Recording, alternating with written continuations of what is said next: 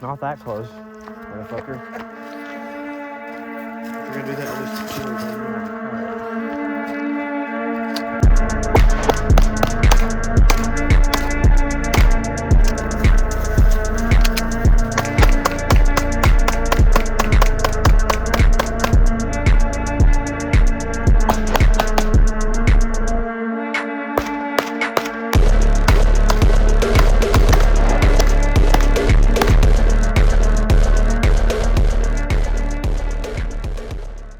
This here is a Glock.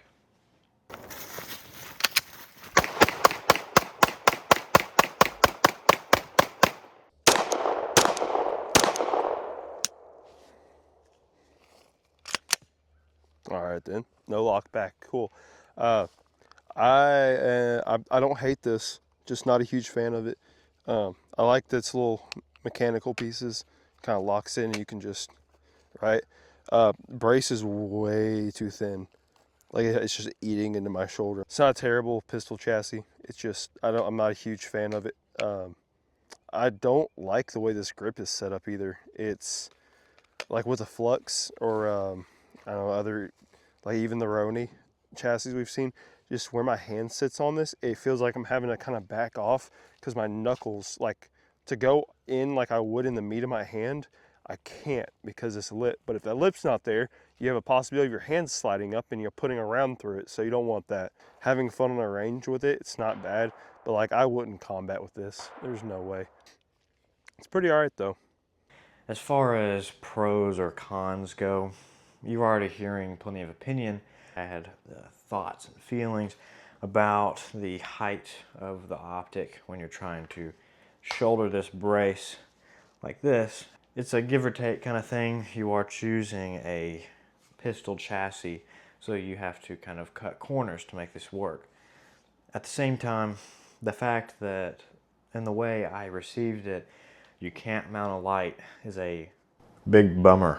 That's kind of preventing me from choosing to use this for like a backpack gun application or maybe even a bedside gun. I'm still going to take a handgun with a light mounted over this despite added stability. But weapon mounted lights are something that we can talk about more extensively another time. I can confirm after working on this review for a little bit that I reached back out to Recover Tactical and they decided that they would send me some of the rail bits as well. So when we get to the final video of this where I address its usability as a home defense weapon, we will have a light mounted and that will probably change a lot of my opinion on if it's really worth going for or not. Let's go ahead and give a little thanks to the people that are already supporting us. For sure. So the first one is going to be Black Frog Arms.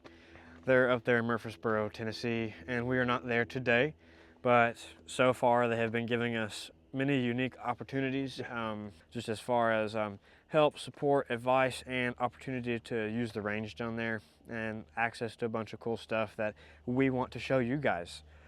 Someone else that we've got on our team. Oh yeah, we this great little company called Zemo or Zemo, one of those. Not sure honestly, never seen someone say it. They have some great gun content on their channel and on their pages, and they support people who do weapons content just like we do. So a big shout out to them for being willing to send us some stuff and shout us out on theirs. One more just for this video. We have another supporter that's going to be Recover Tactical. The reason why they're a supporter for this video is they specifically sent us the 2020 brace. There was no exchange of funds either way during that, so they are not really a sponsor of the channel, but they sure did sponsor this video and make it completely possible. So we just want to give a shout out to Recover for working for us, working with us, so that we can create this awesome video and kind of give a highlight on their product.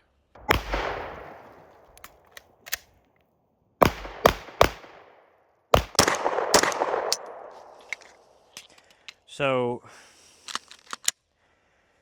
I've put probably 250 rounds through this, 350 total with everybody else here. When I first opened it, I was a little disappointed that how it shipped, I couldn't mount a light to it, and my red dot could not be posted higher up.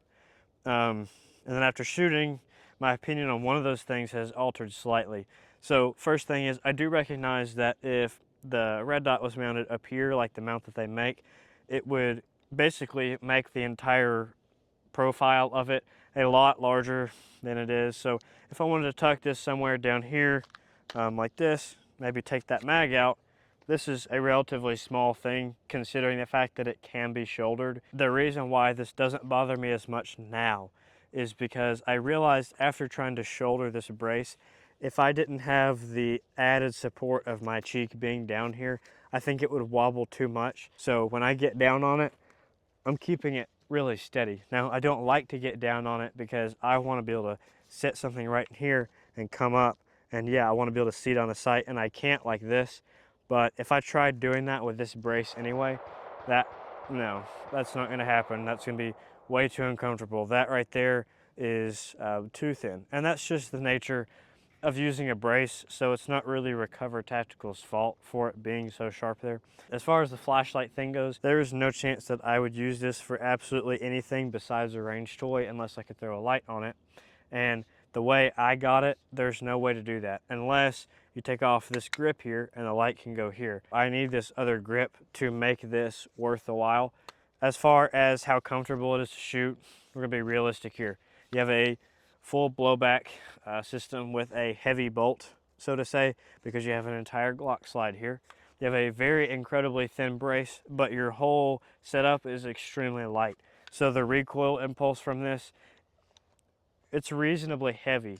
And with how comfortable or lack of comfortable this brace is to run, yes, it's very annoying. It honestly kind of hurts up in here where I've been running it. I've put quite a few rounds through it today, and I don't love how it feels. But what I will tell you is when I first got it out of the trunk today and I was like, I'm going to shoot this and we're going to make a video about it today, my first magazine, I was pleasantly surprised. I was like, oh, that's actually pretty fun. I was looking at my hits. I was like, oh, I'm making good hits. So I don't hate it, but I just don't want to put 250 rounds through it in a day.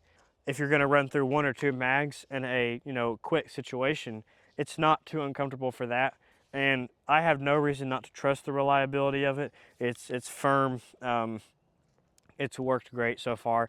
The only malfunction it caused with the Glock at all today was once I shot it like this, just out here, and they had a failure to feed. And I honestly don't know if that's the Glock or this.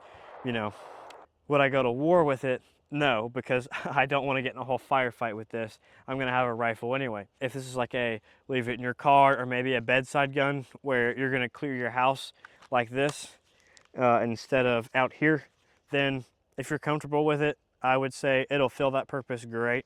My only gripe with that is a home defense gun should have a light on it. It's better to shoot than I thought it was going to be. It took a good 250 rounds for me to be tired of it. So if you're not going to hit 250 rounds in your range session or your self-defense scenario, I would say it is a good false multiplier. It'll do what you need it to, and if you're looking for a little bit of stability and to upgrade the capability of a Glock handgun, because that's all you've got, then spending a little bit of cash on the 2020 brace is not necessarily a bad idea. Everything else you got this little grip is also a kind of like a mag pouch. That's what it's called on the website.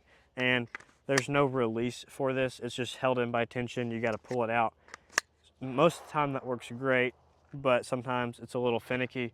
I haven't had many issues being able to go like that. It's not bad. Yeah.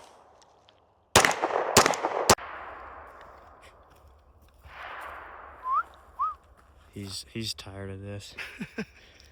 He's hungry.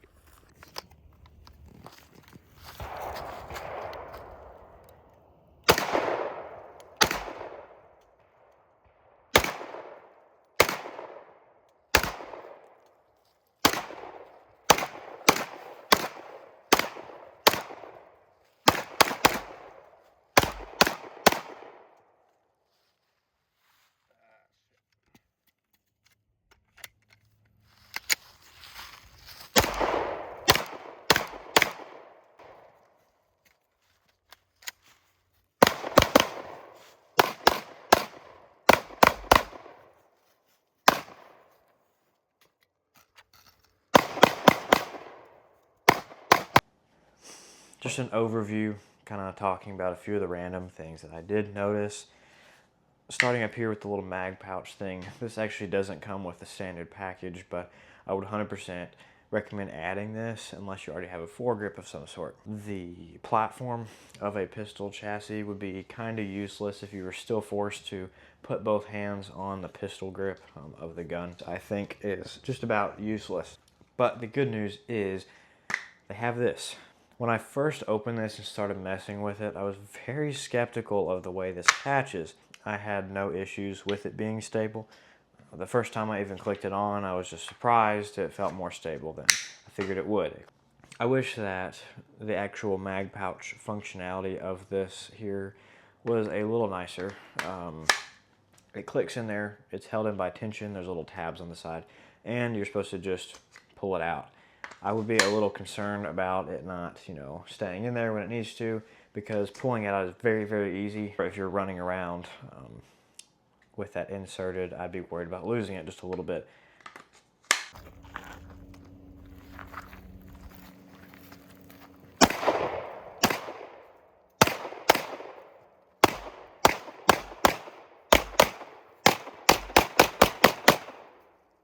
Wouldn't even open all the damn way. This section here houses the only retention screw so far. I've had no issues with there only being one retention screw. It locks in nicely back here and around that area where you actually cinch down on it. Overall, everything including the main housing and also the brace, the arm, everything back here, it is all polymer.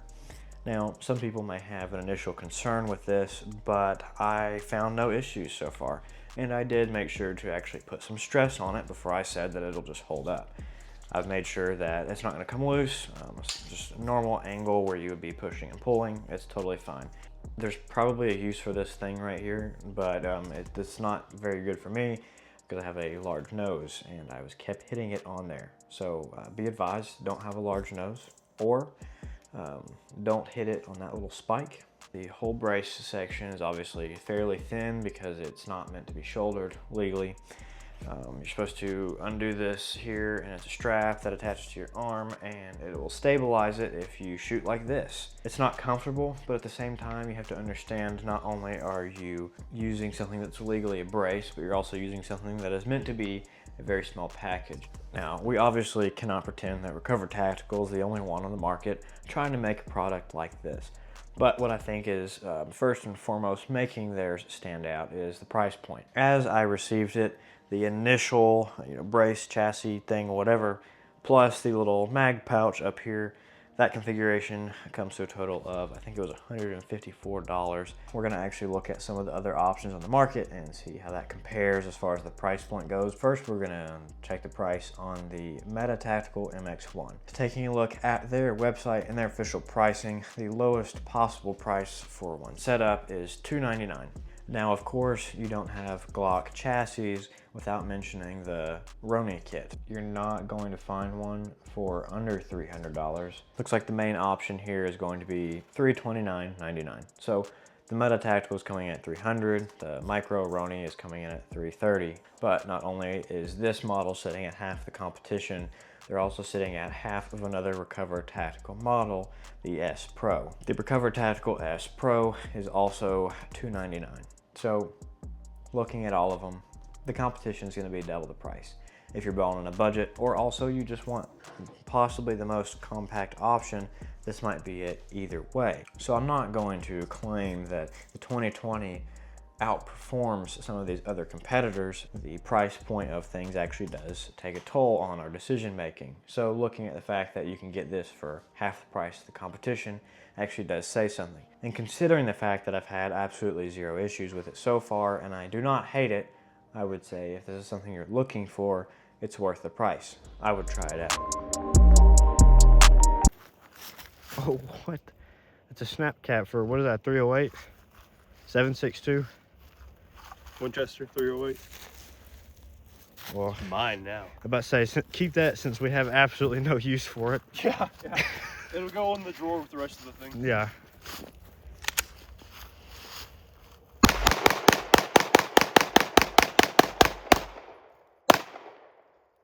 What do you think? It shoots. Yeah, it does shoot. It That's does very shoot. true.